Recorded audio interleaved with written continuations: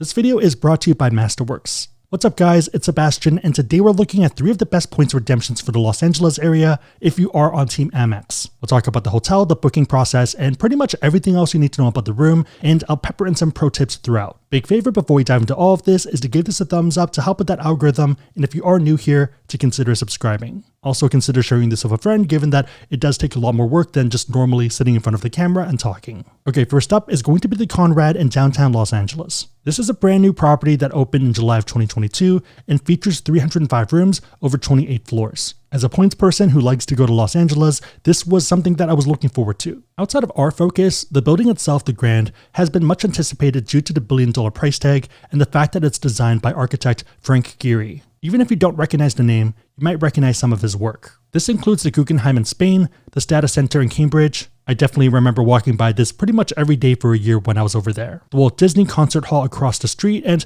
also Opus Hong Kong. If you want to feel broke like me, then feel free to Google Opus. Apparently the top floor sold for $66 million in 2015, making it the most expensive apartment in Asia. Back to this more reasonably priced accommodation, we ended up using a Hilton certificate to book it. You get these from the American Express Hilton Surpass card and also the Aspire cards, and I guess the business one as well. There are a ton of ways to get these, and I'll put them up on the screen. Easiest one is still the Aspire card, given that you're pretty much breaking even from the credits and you're getting this on top of it. You're paying $450 in annual fees, you're getting $500 in credits, and then you also get this free night certificate. Talking to a bunch of the staff, it sounds like they're trying to keep occupancy relatively low to make sure they iron through any bugs and issues that might come up. Basically, they want to make sure that the experience is great because they're trying to get 5 stars. I'd say that the prices for the property are pretty interesting given that it is a new property. If you're booking with points, the standard rate is going to be 90,000 points. If you see something like 223, that means there's no standard room available and I wouldn't book for those nights. Looking at October, there's pretty wide availability with one of the weekends open. The cash price here is only about $500,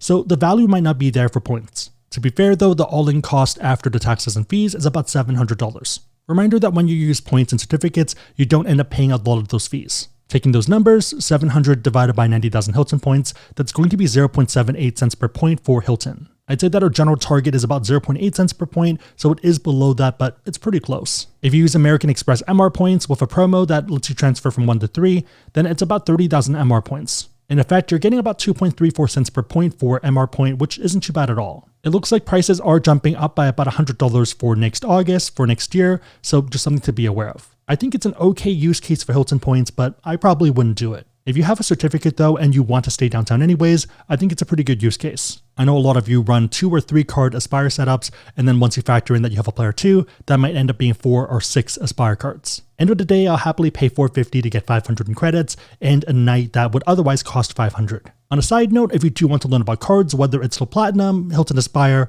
or something else, we do have links on the website, AskSebby.com, down below in the description box.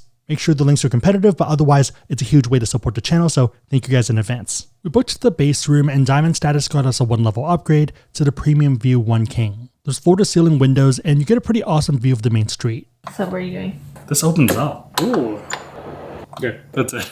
There's also an L-shaped sofa and a table, and I worked off that quite a bit. I'd say that this is one of the best workcation hotels available, especially once we get to the lobby. Pretty open room concept with the wardrobe out in the open and bathroom opening up a bit as well. There's also blackout shades if you need to either take a nap or if you're someone that's a late riser. The room also has motion sensor lights on the bottom of the bed. It's a nice little touch. We definitely didn't realize how bright it was outside when we woke up. Something else I loved is the bathroom, which has a pretty nice shower. So it's press to start and there's 3 different options for water. Overhead, side, handheld. I feel like I'm weirdly obsessed with modern showers because I live in a rent-controlled building that doesn't have nice stuff. In terms of amenities, I'd say that the gym is still a work in progress right now with a ton of open space, and I'm expecting them to add to this. There also is a spa, but generally not spa people, so can't really add too much color here. There is a pretty nice pool though, and a pretty good view. I love that it pulls you out of the hustle and bustle of the surrounding area, given that there are a lot of restaurants. If you want to get work done, I feel like the main lobby kind of does that pretty well, kind of feels like a posh WeWork. Watch your YouTube channel. Awesome, nice to meet you. Yeah, nice to meet you too. Throughout the day, you'll notice that there's a lot of people working on laptops, and I think a big reason for this is the lounge vibe.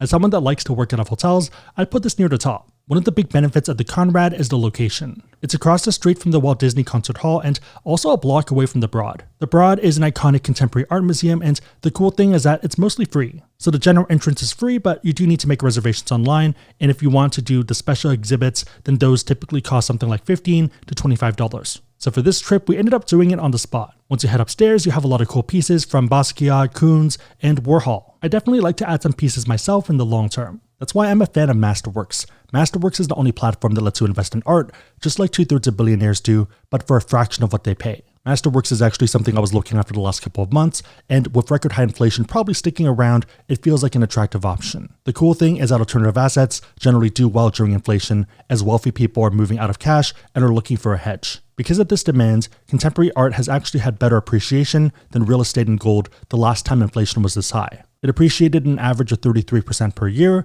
which is pretty amazing. To me, Masterworks is one of the best ways to invest in contemporary art. It allows you to pretty much copy-paste what billionaires are doing, but on a smaller scale. I can't really justify buying an entire Grail piece from a Basquiat, Picasso, or Warhol, but I can be an investor in one and still have that upside. Since 2019, Masterworks has sold 6 paintings for an average net return of 29% to their investors. That's through 2020, a bear market, and the current inflation that we're seeing. For example, last month they sold a painting for a 33.1% return, even as stocks are struggling. JP Morgan Chase believes that art is one of the highest performing alternative assets and believes that these alternatives are going to be the key to the next wave of financial returns. Getting started with Masterworks is super easy and just takes a couple clicks. Go to their site, create an account, browse their artwork, for example this cool piece, and you can diversify your portfolio with one of the most stable assets. Currently, there is a waitlist, but if you use my code down below, then you can skip that list and start investing today. One of the big draws of the Conrad is the restaurants and bars. On the main floor, you have San Laurel as well as Agua Viva. Both of these are designed by Jose Andres. Andres is the only chef globally that has both a 2 Michelin star restaurant and 4 Bib Gourmands. I actually didn't know what the latter was until filming. So Bib Gourmands are awards for good quality and good value. To be fair though, I would say that the 2 options at Conrad are a little bit expensive. So for example, we ended up spending $141.59 after taxes and tip on 2 entrees as well as a shared appetizer. Appetizer was a beef tartare, which was fine, but not really that memorable. It was pretty good, and I think the rack of lamb is probably the most value and memorable of the bunch. If you do have Hilton status, even if it's just through your credit cards, you do end up getting credits that can help offset these charges. They also have a pretty expensive, fancy looking drink. Probably not worth the gram in retrospect, but I'd happily take the hit for you guys. The staff was friendly and attentive, and the location is super convenient. I do wish the rooms were a little bit bigger and maybe the food a bit cheaper. They also do have the water machines with the aluminum bottles here, and hopefully they'll add more around either the lobby area or in the rooms. Well, that looks like pretty much any other city hotel. Are there any other options? If you're looking to change it up, I consider Oceana in Santa Monica. And yes, it is part of the Hilton group. It's part of the LXR collection, which is on the far left, along with Waldorf Astoria as well as Conrad. The reason you probably haven't heard of them before is because they only have 9 hotels in the world and 3 in the US. To be fair, one of my other favorite hotels is Crockford's, which is on this list. Oceania is meant to resemble your private beach home. The property overlooks the Pacific Ocean and is pitching 5-star service, an exclusive beachfront hotel. I do have issue with the beachfront statement, but we'll get to that. We ended up booking this using certificates because we just had a ton from 2020 and 2021. It also helps that Mandy and I have a lot of cards and a lot of certificates. If you do want to use points though, it's going to be 95,000 Hilton per night. So looking at October, you can see quite a bit of availability, and if we keep an eye out on the Saturdays, so the 1st, 8th, 15th, 22nd, and 29th, we see that they're available. Okay, so we flip it over to the cash rates, looking at those same dates, you can see that those are pretty expensive dates. So $1,488 to $1,594. The fact that you can use points for those otherwise very expensive nights is a pretty big win. Some other hotels would block off those nights and just not let you redeem points. With that said, I'd say that the cash rate generally runs about $950,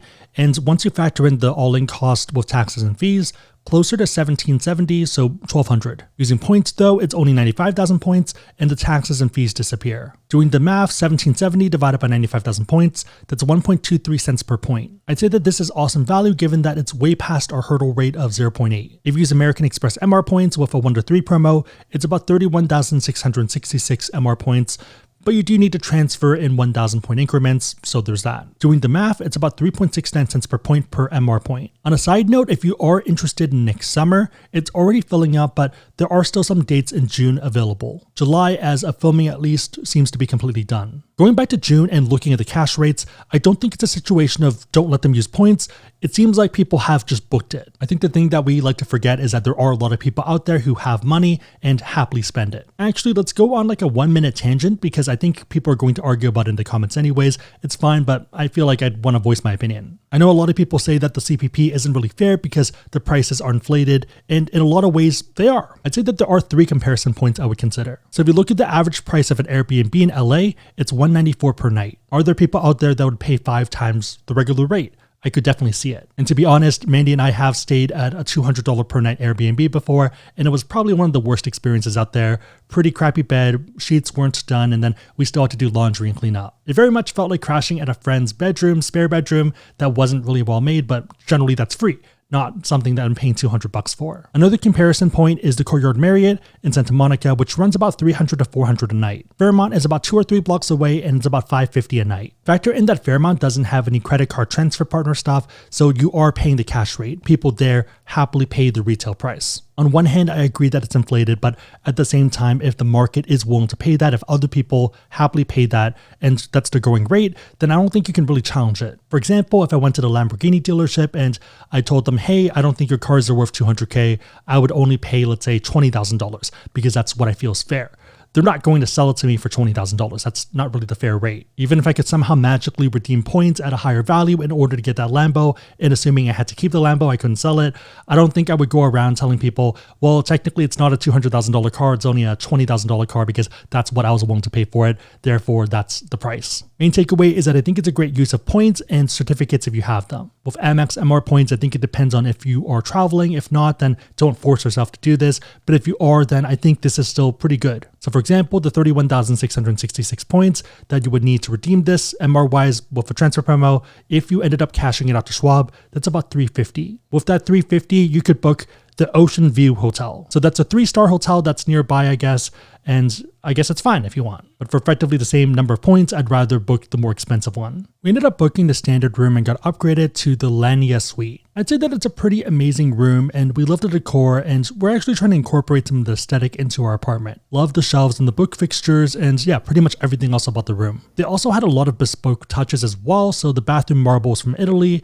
and with Bottega bath amenities. They also had Laurel piano bedding as well as fret linens. I'm guessing and hoping that this was the cheap stuff and not the super expensive stuff. Because when I start Googling some of the items from these brands, it seems a little out of my income bracket. Could I buy $3,800 sheets if I wanted to? Yes, but I'd rather not. So are you trying to take the sheets? These are expensive sheets. In terms of amenities, there's a pool right in the middle of the property. Once the sun goes down, you're not allowed in the pool, so don't worry too much about the noise. There's also a gym, and I'd say that it's pretty solid given the size. There's also a restaurant downstairs if you want breakfast, lunch, or dinner, and there's a rooftop bar if you want to enjoy the sunset. I'd say that the location or the marketed location is my main gripe. Throughout their website and marketing, they mentioned that it's a beachfront hotel. I guess when I think of beachfront, I think of me pretty much being on the water or like within spitting distance of the water. If you take a look at Google Maps, you can see that there's actually a freeway kind of in between you and the ocean. It's about a 5-minute walk to get down and you have to be okay with hills, but yeah, we're also pretty fast walkers. In 5 minutes gets you to the sand, but you still have to get to the water, which is probably another 2 or 3 minutes. Going back to Google Maps, in terms of Santa Monica, you can see that it's more on the secluded side of it. Probably 5 to 10 minute walk to the restaurants, depending on your walk speed, and another 5 to 10 minutes to the pier. There is a restaurant in the hotel, but nothing really out of the ordinary, so I wouldn't really spend the money. It's fine by all means, but it's just not spectacular given the price tag. Rating wise, I think I'd give it an 8. You're getting pretty good value, but just not really my jam as much as I thought it would be. The funny thing too is I kind of went into it thinking that this would be my top pick of the bunch, and it's just, yeah. I think if I had kids though, it'd probably be a 10 because